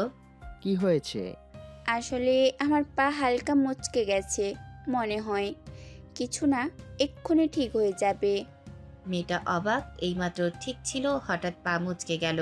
পরক্ষণেই ভাবলো হয়তো চিঠি দেওয়ার জন্য কোনো কৌশল। আরুর সাথে সঙ্গ দিয়ে মেয়েটাও বলল। হ্যাঁ স্যার, আরু আপুর পা মুচকে গেছে, মনে হয় হাঁটতে পা। বলতে না বলতেই নীল আরুকে কোলে তুলে নিল। আকস্মিক ঘটনায় আরু চোখ খেচে বন্ধ করে রেখেছে। চোখ খুলতেই বুঝলো আরু এখন নীলের পৌরশালী হাতে আবদ্ধ। মেয়েটা হকচকিয়ে গেছে এমন ঘটনায়। আরুর দিকে তাকাচ্ছে, একবার আবার নীলের দিকে তাকাচ্ছে। কি হচ্ছে হয়তো মেয়েটার মাথার উপর দিয়ে যাচ্ছে। বুকের ভেতরে কেমন অদ্ভুত অনুভূতি হচ্ছে। যে নীলকে সে ভালোবাসে, সে নীলের গায়ে অন্য নারীর স্পর্শ। নীলের দিকে তাকিয়ে বলল। স্যার, আপনার এভাবে আপুকে কোলে নেওয়া ঠিক হয়নি। নীলের অগ্নিদৃষ্টি দেখে মেয়েটা আমতা আমতা করে বলল। না মানে এটা পাবলিক প্লেস, তাই বললাম। ওয়াইফকে কোলে নিতে বেডরুম কি আর পাবলিক প্লেসই বা কি? বলে নীল গাড়ির দিকে এগিয়ে যেতে থাকলো। মেয়েটার উপর দিয়ে যেন কালবৈশাখী ঝড়, টর্নেডো, সুনামি সব বয়ে গেছে। আরও যে নীলের ওয়াইফ এটা মানতে পারছে না। এদিকে আরুর বুকে যেন ঝড়ের তাণ্ডব এখনো চলমান। হঠাৎ নীলের মুখে ওয়াইফ শুনে অন্য অনুভূতি কাজ করছে। আরু তো কোনোদিন ভালোবাসা বিশ্বাস করে না, তবে আরুর কেন হঠাৎ এমন অনুভূতি সৃষ্টি হচ্ছে? তবে কি আরু মনকে শান্ত করে বিড়বিড় করছে। আরু, কাম ডাউন। তুই নীলের প্রতি দুর্বল হয়ে যাচ্ছিস। এটা হবে না, এটা হওয়া উচিত না। তুই তো নীলকে জ্বালানোর জন্য বিয়ে করেছিস, তাহলে কেন তার কথা শুনেই দুর্বল হচ্ছিস? ভাবনার মাঝেই নীল আরুকে গাড়িতে বসিয়ে সিট বেল্ট লাগিয়ে দিল। নিজের গাড়িতে বসে আরুর পা থেকে জুতো খুলে দিল। আরুর পা দেখে স্বাভাবিক মনে হচ্ছে। নীল আরুর দিকে তাকাতেই আরু বলল। এভাবে তাকাচ্ছেন কেন? আমি বলেছি আমার পায়ে হালকা মোচড় লেগেছে। আপনি তো আমাকে। তোমাকে কি? কিছু না, আমি বাড়ি যাব। তুমি বাড়ি যাবে আর আমি শ্মশানে যাব। নীল গাড়ি স্টার্ট দিতে আরু ব্যাগ থেকে চিঠি বের করলো। চিঠি নিয়ে নীলকে দিতে গেলে নীলের চোখের দিকে তাকিয়ে বলল। ঠিক আছে, আপনার পড়তে হবে না, আমি পড়ছি, আপনি শুনুন। আরু চিঠি পড়া শুরু করতেই নীল আরুর হাত থেকে চিঠি নিয়ে জানালা দিয়ে ফেলে দিল। আরু চেঁচিয়ে উঠল। আরে, আমার চিঠি না, মানে আপনার চিঠি। তো কি সারাক্ষণ তো করেন? মেয়েটা কষ্ট করে চিঠি লিখেছে আপনার জন্য, আপনি পড়লেন না। আমি পড়তে যাচ্ছিলাম, আপনি কেন ফেলে দিলেন? কারো বস্তা পচা আবেগ শোনার টাইম বা ইচ্ছে কোনোটাই আমার নেই। থাকবে কি করে? আপনার তো মনেই নেই। নীল আরুকে বাসায় নামিয়ে আবার কোথায় যেন গেছে। আরু নিজেকে কিছুতেই শান্ত করতে পারছে না। বারবার কানে একটা কথাই বাজছে, ওয়াইফকে কোলে নিতে। উফ, আর ভাবতে পারছে না। নিজেকে কেমন যেন লাগছে। হঠাৎ অন্য কিছু চলছে মনের মধ্যে, তবে তা আরও নিজের কাছেই স্পষ্ট না। কি চলছে, কি চলছে, কি হচ্ছে তার সাথে? আরুর উদ্দেশ্য শুধু নীলকে জ্বালানো, তাই তো বিয়েতে রাজি হলো। এখন আরও নিজেই তো মনে হচ্ছে নীলের গাম্ভীর্যতায় জ্বলে যাচ্ছে। আরু, ভাবনায় ছেদ ঘুরল কারো ডাকে। আরও পেছনে ফিরতেই দেখলো তার থেকে 5-6 বছরের বেশি বয়সী একটা মেয়ে দাঁড়িয়ে। আরও দাঁড়িয়েই জবাব দিল। হুম, কিন্তু তুমি কে? মেয়েটা হেসে বলল, ভিতরে আসতে বললে না? আরে সরি, এসো ভেতরে এসো। একটু থেমে আবার বলল, তুমি আমার থেকে হয়তো 5-6 বছরের বড় হবে, তাও তুমি তুমি করে বললাম। মেয়েটা রুমে ঢুকতে ঢুকতে বলল, সমস্যা নেই। কিন্তু আমি তোমাকে চিনতে পারলাম না। আমি নীলের চাচাতো ভাইয়ের wife, Mrs Nira, Mrs Nihal Chowdhury. আসুন ভাবি। আমার কিন্তু তুমিটাই বেশ পছন্দ হয়েছে। আরও সাথে নীরা বেশ কিছুক্ষণ গল্প করলো। নীরার শহরের বাইরে ছিল আর হঠাৎ বিয়ে হওয়ায় আসতে পারেনি, তাই আরুর সাথে পরিচিত হতে পারেনি। হঠাৎ নিহাল ব্যবসার কাজে বাইরে যাওয়ার কারণে নীরাকে এখানে রেখে গেছে। নিহালের মা বাবা নেই। আমজাদ চৌধুরী আর মোহনা চৌধুরী তাদেরকে মা বাবার মতোই স্নেহ করেন, তবে নীরা মেয়েটা খুব মিশুক, তা দেখেই বোঝা যাচ্ছে। কেমন এসেই মোহনা চৌধুরীর থেকে নাম জেনে আবার আরুর সাথে গল্প মেতেছে। দুজনে গল্প করতে করতে ড্রয়িং রুমে আসলো। আরু রুম থেকে বেরিয়ে ড্রয়িং রুমে আসতেই দেখলো আরাফাত খান। আরু দৌড়ে গিয়ে বাবাকে জড়িয়ে ধরল। আরাফাত খানও মেয়েকে জড়িয়ে ধরলেন। আরাফাত খানের সাথে আয়ানও এসেছে। এসেই আরুকে জড়িয়ে ধরল, বলল, আপু, আমাকে রেখে একা একা বিয়ে করে নিলে? তারপর কানের কাছে বলল, আমাকে নানুর বাসায় পাঠিয়ে দিয়েছিল আম্মু, এই জন্য যেন তোর বিয়ে ভাঙতে না পারি। আরু মায়ের খোঁজ নিয়ে নিল বাবার থেকে, যদিও প্রতিদিন কথা হয় ফোনে। আরুর যেন এই কয়দিন একটু ভালো কাটেনি। বাবাকে ছেড়ে কি কোনো মেয়ে ভালো থাকতে পারে? আরাফাত খান কিছুক্ষণ থেকে আয়ানকে আরুর কাছে রেখে একেবারে এয়ারপোর্টে গেছেন। উনি আজকে ইউকেতে ব্যাক করছে ব্যবসার কাজে, তাই যাওয়ার আগে আরুর সাথে সময় কাটিয়ে গেলেন। আয়ানকে বলল সন্ধ্যায় বাড়ি ফিরে যেতে। আরুর ভীষণ মন খারাপ হলো। আরুর বাবা আবার কতদিনের জন্য গেল তা আরুর জানা নেই। আরও সন্ধ্যা হতে মনে পড়ল নীলের কথা। নীল তখন আরুকে নামিয়ে দেওয়ার সময় বলল সন্ধ্যায় যেন আরও রেডি থাকে। আজ নীলের এক ফ্রেন্ডের বার্থডে, তাই নীলের স্ত্রী হিসেবে ওখানে আরুকেও ইনভাইট করেছে। কিন্তু আরু পরবেটা কি? একে তো শাড়ি পরতে পারে না, আবার পরলেও সামলাতে পারে না। ধ্যাত, ভালো লাগে না। মোহনা চৌধুরীর কাছে গেল দোটানা নিয়ে। মোহনা চৌধুরী আর নীরা তখন রাতের খাবার বানাতে ব্যস্ত। আরুকে দেখে বলল, আরে আম্মু, তুমি কিচেনে কেন? কিছু লাগলে বলতে, আমি দিয়ে আসতাম। আরু কি বলবে বুঝতে পারছে না, তাও বলল, আম্মু, উনি নাকি আজকে ওনার ফ্রেন্ডের বাসায় যাবে, আমাকে রেডি হতে বলেছে, কিন্তু আমি কি পরবো বুঝতে পারছি না। নীরা হেসে ফেলল, বলল, ও, এই ব্যাপার। আমারও তো তোমার মতো অবস্থা হয়েছিল প্রথম প্রথম। তুমি রুমে যাও, আমি আসছি। আরু রুমে যেতেই মোহনা চৌধুরী হাতের কাজ করতে লাগলেন। নীরাকে মোহনা চৌধুরী বলল নিজের রুম থেকে শাড়ি আর যা যা লাগবে সব নিয়ে আরুর রুমে যেতে। নীরা সব নিয়ে গিয়ে আরুকে ডেকে ব্যস্ত হাতে শাড়ি পরিয়ে দিল। যদিও এটা মোহনা চৌধুরীর বৌভাতের শাড়ি ছিল, কিন্তু তখনকার শাড়ি হিসেবে এটা খুবই দামি আর সুন্দর। আরুকে নীরা নিজ হাতে শাড়ি পরিয়ে নিজের হাতেই সাজিয়ে দিল।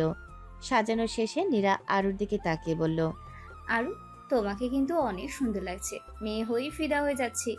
আমি ছেলে হলে তোমার উপর এতক্ষণ ফিদার উপর কিছু থাকলে তাই হয়ে যেতাম। আরু লজ্জায় নুয়ে পড়ছে। শাড়ি পরে রেডি হয়ে আরু ড্রেসিং টেবিলের পাশে থাকা টুলে বসে থাকলো, আর নীরা বিছানায় বসলো। নীরা আর আরুর গল্পের আসর জমে উঠল। নীরা বলল, মোহনা চৌধুরীর সেকালে অনেক শখ ছিল একটা পার্লার খোলার, কিন্তু তার শ্বশুরমশাই অনেক রক্ষণশীল হওয়ার তার পার্লার খোলার কথা কোনোদিন মুখ দিয়ে বের করেনি। মোহনা চৌধুরীর কথা শুনে আরু বলল, তাহলে আমি কিছু করতে চাইলে করতে দিবে না? পাগলি মেয়ে, কেন করতে দিব না তোমায়? আমায় করতে দিয়েছে, তোমায়ও দেবে। তোমরা কেন সবসময় বাড়িতে থাকবে, ঘরের কাজ সামলাবে? তুমি যদি ভালো হও তাহলে কে কি বললো তা দেখে লাভ নেই। মেয়েদের উচিত ঘর বাইরে দুটোই সামলানো। বড় মা যেন সেকালে কিছুই বলতে পারেনি, কিন্তু এখন তিনি বুঝেন নিজের স্বপ্নকে পদত্যাগ করা কত কষ্ট। তাই তো আমি প্রথমে ভয় বলিনি, পরে বলতেই আমাকে বলেছেন। আমি চাই যেন আমি যে স্বপ্ন ভাঙা কষ্ট পেয়েছি সেই কষ্ট আমার বৌমারা না পাক। আরও আহ্লাদে গদগদ হয়ে নীরাকে জড়িয়ে ধরল। নীরাও আরুকে জড়িয়ে ধরে চুলে চুমু খেয়ে বলল, একটা কথা বলবো? বলো। তোমার কি নীলের সাথে রাগারাগি হয়েছে? না মানে আসার পর একবারও তোমাদের কথা বলাও দেখিনি। বলতে না ছেলে থাক, বলতে হবে না, তোমাদের পার্সোনাল বিষয়। না, তেমন কিছু না। আমি একটা ভুল করেছি, তাই উনি আমার উপর রেগে আছেন। শোনো আরু, স্বামীকে নিজের আঁচলে বাঁধতে শেখো। পুরুষ মানুষ সুযোগ পেলেই অন্য খাঁচায় যাওয়ার বাহানা খোঁজে। কি করব? নতুন বিয়ে স্ত্রী স্ত্রী ভাব আনতে হবে নিজের মধ্যে। এখন আপাতত নীল ড্রেস বের করো, আসার পর টাই আর ঘড়ি পরতে সাহায্য করো। আমি কদিন এখানে আছি, সব শিখিয়ে দেবো। আজকে ঘুরে এসো, তারপর সব বলবো। আরও যেন লজ্জায় নুয়ে পড়ছে। যার সাথে ভালোভাবে কথা বলা হয়নি তাকে টাই ঘড়ি পরতে সাহায্য করবে। নীরা আবার বলল, এই যে তুমি নীলের কথা শুনে লজ্জা পাচ্ছ, যখন কারোর কথা শুনে তোমার লজ্জা লাগবে তখন সেটা শুধুই সম্পর্ক থাকে না, সেটা একটা বন্ধন হয়ে যায়, যে বন্ধনে কেবল একটা স্বামী স্ত্রী আবদ্ধ হতে পারে। আর লোকে বলে সব জায়গায় জোর খাটাতে নেই, কিন্তু আমি বলছি ততক্ষণ সেই সম্পর্কের ভালোবাসা নেই যতক্ষণ না সেই সম্পর্কে জোর খাটানো থাকবে। যদি বিপরীত মানুষটা তোমার জোর করা সহ্য নাই করতে পারে, তবে সে ভালো আর বাসলো কই। আরও প্রসঙ্গ পাল্টাতে বলল, তোমাকে কে এসব বলছিল? আমাকে আমার বড় ভাবি বলেছিল, কিন্তু তুমি তো একা, তোমার তো বড় ভাবি নেই।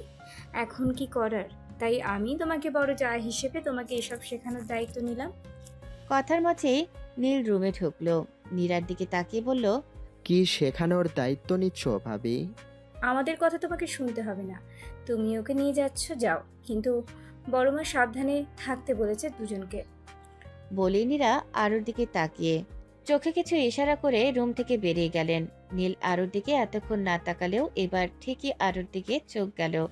ফর্সা গায়ে অলিভ গ্রিন কালারের জর্জেট ফেব্রিকের শাড়ি, হালকা কৃত্রিম প্রসাধনী মুখে, তবে আরুকে অতিরিক্ত মায়াবী লাগছে।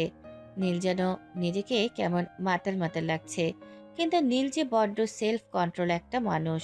যাই হোক, নিজ ইচ্ছা বাদে কোনো কিছুতেই তার বাধা হারায় না। নীল ওয়াশরুমে যাওয়ার আগে আরুর দিকে না তাকিয়ে বলল, অন্য কিছু ছিল না পরার জন্য? শাড়ি কেন পরলে? আরু আহমক বনে গেল। এই লোকটা মানুষের প্রশংসা করতে পারে না বলতে তো পারে। মনে মনে আওড়ালো, আরু, তোমাকে অনেক সুন্দর লাগছে। তা না অন্য কিছু ছিল না পরার জন্য? মুখে বলল, এই আপনার সমস্যাটা কি? হ্যাঁ, আমি শাড়ি পরেছি, আপনার কি? আপনি শাড়ি পরা দেখলেই এমন করেন। নীল পেছনে ফিরতে আরও নিশ্চুপ। নীল ফিরে আরুর একদম গা ঘেঁষে দাঁড়ালো। আরু ড্রেসিং টেবিলের সাথে প্রায় জড়িয়ে যাচ্ছে। নীল হাত বাড়াতেই আরু দু হাতে চোখ ঢেকে নিল। নীল হাত থেকে ঘড়ি খুলে ড্রেসিং টেবিলে রেখে দিল। আরুর গোলাপি রঙা ঠোঁট এখনো তিরতির করে কাঁপছে। আরু কোনো শব্দ না পেয়ে আস্তে আস্তে চোখ খুলল। নীল এখনো এখানেই দাঁড়িয়ে আছে দেখে আরুর ভেতরে কেমন যেন অনুভূতি হচ্ছে। নীল আরুর বেহাল দশা দেখে ওয়াশরুমে যেতে যেতে বলল, শাড়িতে সুন্দর লাগছে বলেই অন্য কিছু পরতে বললাম। একথা শোনার পর আরু যেন আরো নীলের প্রতি আরো দুর্বল হচ্ছে। সত্যি কি আরো নীলকে ভালোবাসে ফেলেছে? আগে নীলকে ভালোবাসা এই কথা শুনলেও আরো রাগ হতো, এখন নীলকে ভালোবাসা এটা শুনলে আরো যেন লজ্জায় রাঙা হয়। একটু আগেও আরো নীলকে শুধু জ্বালাবার জন্য বিয়ে করেছে মনে হতো, কিন্তু নীলের মুখে ওয়াইফ আর নীরার ভালোবাসার কথা শোনার পর থেকে আর নীলকে জ্বালাতে বিয়ে করছে মনে হচ্ছে না। এখন আরো মনে হয় নিজেই নীলের প্রেমে পড়ে গেছে। মনে হচ্ছে যদি আরো নীলকে ভালোবাসে তাহলে নীল কি আরুকে ভালোবাসবে, নাকি নীল আরুকে শুধু তার দায়িত্ব মনে করবে? তবে সত্যি যদি আরু নীলকে ভালোবাসে তাহলে এর ক্রেডিট নীলকে অবশ্যই দেবে। ভাবনার মাঝে নীল মাথা মুছতে মুছতে কাবার্ডের দিকে যেতেই আরু দৌড়ে কাবার্ড থেকে নিজের পছন্দের নীলের ড্রেস বের করলো। নীল বলল, এটা পরবে না। আরও একরোখা সেটা সবাই জানে। আরও এটা বের করেছে মানে এটাই পড়তে হবে। আরও বলল, আপনাকে এটাই পড়তে হবে। মানে হঠাৎ এত যত্ন? ঠিক বুঝতে পারছি না। যত্ন ফত্ন কিচ্ছু না, আপনি এটা পড়বেন, নয়তো আমি যাব না। নীলের আর কি করার, মহারানী একবার বলেছে মানে এটাই পড়তে হবে। নীল বাধ্য ছেলের ন্যায় আরুর পছন্দের দেয়া সাদা শার্টের ওপর নীল কোট পরে নিল। তারপর নীল আয়নায় সামনে যেতে আরু ঘড়ি নিয়ে নীলের হাতে দিল। আরুর হঠাৎ যত্নে নীলের আরাফাত খানের কথা মনে পড়ল। আরাফাত খান সেদিন নীলকে বলেছিল আরু যখন কোনো জিনিস চাই তখন সে নাকি আরাফাত খানের জন্য না চাইতেও অনেক কিছু করে দিত, একদম গৃহিণীর মতো। নীল আরুর দিকে তাকিয়ে বলল, তোমার কিছু লাগবে? আপনাকে লাগবে। বলে জিভে কামড় দিল। বুঝলো তার মন যেমন তার বিপক্ষে গেছে তেমন জিভেও যাচ্ছে, তাই কথা ঘুরিয়ে বলল, মানে আপনার হাতটাকে লাগবে ঘড়ি পরানোর জন্য। দিন, হাত দিন। যদি না দিই তো? মানে মানে সিম্পল। বলেই হাত উঁচু করলো। আরও অতিরিক্ত খাটো না হলেও নীলের বুক সমান, তাই নীল হাত উঁচু করাতে নাগাল পাচ্ছে না। আরও বারবার নীলের হাত ধরতে লাফ দিচ্ছে, কিন্তু নাগাল পাচ্ছে না। আরও আবার উঁচু হতেই নীল এক হাতে আরুর কোমর ধরে উঁচু করলো। আরুর পা ফ্লোর থেকে কয়েক ইঞ্চি উপরে। নীল আরুর দিকে তাকিয়ে বলল, তা কি চাই আপনার? এভাবে গৃহিণীর রূপ ধরছেন? ততক্ষণে আবার কারোর পায়ের শব্দ পেয়ে নীল আরুকে ছেড়ে দিল। গাড়ির দিকে যেতে যেতে বলল, 5 মিনিটে গাড়িতে আসবে। নীরা একটা সুন্দর পার্লের নেকলেস এনে আরুর গলায় দিয়ে দিল। এদিকে নীল অগণিত হর্ন দিয়ে যাচ্ছে। বারবার নীল বাইরের থেকে হর্ন দেওয়াতে নীরা গিয়ে গেটের কাছে দিয়ে আসলো আরুকে। আরু নীরার থেকে বিদায় নিয়ে গাড়িতে উঠল। নীল এতক্ষণে ও আরুকে খেয়াল করেনি। হঠাৎ তাকাতেই দেখলো আরুর পরনে শাড়ি। নীল গাড়ি স্টার্ট দিয়ে বলল, শাড়ি পাল্টে আসনি? সত্যি পাল্টে আসবো? তাহলে গাড়ি থামান, আমি ব্যাগি জিন্স আর ওভার সাইজ শার্ট পরে আসি। নীল কথা বাড়ালো না। এক কথা বললে আরেক কথা বোঝে, এই জন্যই বলে মেয়ে মানুষ এক লাইন বেশি বোঝে। কিছুক্ষণের মধ্যেই পার্টিতে পৌঁছে গেল দুজনে, কিন্তু মুশকিল হলো আরও শাড়ি সামলানো নিয়ে। বারবার বলছে মনে হয় খুলে যাবে, যদিও নীরা অনেক সেফটি পিন দিয়ে আটকে দিয়েছে, তাও কেমন খুলে যাবে মনে হচ্ছে। তাদেরকে ভেতরে নিয়ে গেল আকাশ। আজ তার বার্থডে উপলক্ষে এখানে এসেছে। নীল সবার সাথে আরোর পরিচয় করিয়ে দিল, মিসেস আরাধ্যা নীল চৌধুরী হিসাবে। আরও হতবাক, তার নামের সাথে এসব কি লাগিয়ে দিয়েছে এই লোক। মীরের সাথে আয়ানের ভালো সাক্ষাৎ হয়েছে। আতিয়া খানকে বলার পর আয়ানকে আজ এই বাড়িতে থাকতে হয়েছে। প্রথমে রাজি না হলেও পরে আরাফাত চৌধুরী বলায় রাজি হয়েছেন। বলেছেন সকাল সকাল যেন বাড়ি ফেরে। যতই হোক দুজনে ক্লাসমেট, কিন্তু দুজনের অজান্তে বিয়ে হয়ে গেছে। দুজনে মীরের রুমে বসে দুষ্টামিতে মেতেছে। মীর বলল, আয়ান তুই মেয়ে হতে পারলি না? আমি কেন মেয়ে হব? অদ্ভুত প্রশ্ন করলি। অদ্ভুত হবে কেন? তুই মেয়ে হলে আমার বেআইন হতিস, আর আমি তোর সঙ্গে প্রেম করতাম। বলে মীর হাসল। আয়নও কম যায় না, সে বলল, তুই মেয়ে হতে পারিসনি? তুই মেয়ে হলে আমি তোকে বিয়ে করতাম।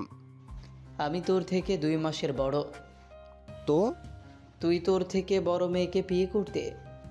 করতাম না, তবে তুই বেআইন সেই হিসেবে তোকে দয়া করতাম।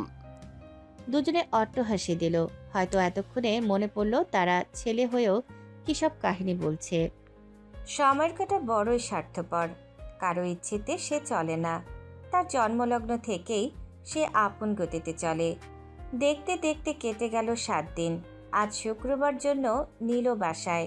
আরও পার্টি থেকে আসার পর থেকে নীরা যেন আরুকে আরও চেপকে ধরেছে। তার মনে হচ্ছে নীল আরুর সম্পর্ক স্বাভাবিক না, তাই সে তাদের সম্পর্ক একদম স্বাভাবিক করে তবে ছাড়বে। এদিকে আরও উপায়ন্তর না পেয়ে নীরার কথা মতো চলছে। নীরার কথা অনুযায়ী নীলকে এটা ওটা নিজ ইচ্ছায় এগিয়ে দিচ্ছে। নীলকে খাবার সার্ভ করছে, আবার নীরা আরুকে রান্না শেখাচ্ছে। মোহনা চৌধুরী না করলেও নীরা বলল, পুরুষ মানুষ ক্ষুধার পাগল। সে অনাহারী থাকলে সংসারে শান্তি আসে না, সে যে ক্ষুধাই থাক না কেন। কথাটা আরও বুঝলো কি না বুঝলো তা কেউ বুঝল না। তবে এই 7 দিনে আরও রান্নার কাজ বেশ কিছুটা বুঝে গেছে। হয়তো কেউ একজন কাছে থাকলে আরও নিশ্চয়ই রান্না করতে পারবে। মোহনা চৌধুরীকে নীরা বলল, বড় মা, চিন্তা করো না, তোমার বৌমা অতি দ্রুত সব শিখে ফেলবে। মোহনা চৌধুরী হেসে উত্তর দিলেন, দেখতে হবে না মেয়েটা কার। বর্তমানে চৌধুরী বাড়ির সবাই আরুর প্রশংসায় পঞ্চমুখ। আরু এখন আগের ন্যায় অত চঞ্চল নেই। আরাফাত খান এ খবর শুনে বেশ চমকালো। যে মেয়েকে সে এত মাসে বোঝাতে পারল না যে মেয়েরা শুধুই মেয়ে নয়, তারা হলো পরিস্ফুটিত ফুল, যাদেরকে মেয়ে হয়ে সাজতেই মানায়। মেয়ে মানে যেমন বাবার দায়িত্ব, তেমন মেয়ে মানে তার কাছে শ্বশুরবাড়ির লোকের দায়িত্ব। তার মেয়ে তো এই কথার বিপরীতে, কিন্তু তিনি এখন শান্তি পাচ্ছে এটা ভেবে যে তার মেয়েও 5টা মেয়ের মতো সংসার করবে। হয়তো সেদিন আরাফাত খান ঠিক সিদ্ধান্ত নিয়েছে আরুকে বিয়ে দেয়া। আর যাই হোক, তার মেয়ে সংসারের কাজ শিখছে, এটা তার কাছে অমূল্য রতন পাওয়া থেকে কম কিছু না। তিনি আতিয়া খানকে ডেকে বললেন, শুনেছ, তোমার মেয়ে এখন সংসারে মন দিয়েছে। সেদিন আমার সিদ্ধান্ত ভুল ছিল না। আতিয়া খান কিছু বললেন না।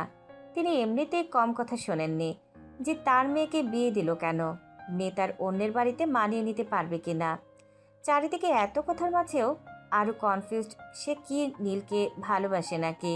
ভাবনার মাঝে নীরা আরুকে ডেকে বলল, আরু, তুমি তরকারিটা একটু নাড়তে থাকো, আমি আসছি। হুম। পারবে তো নাকি?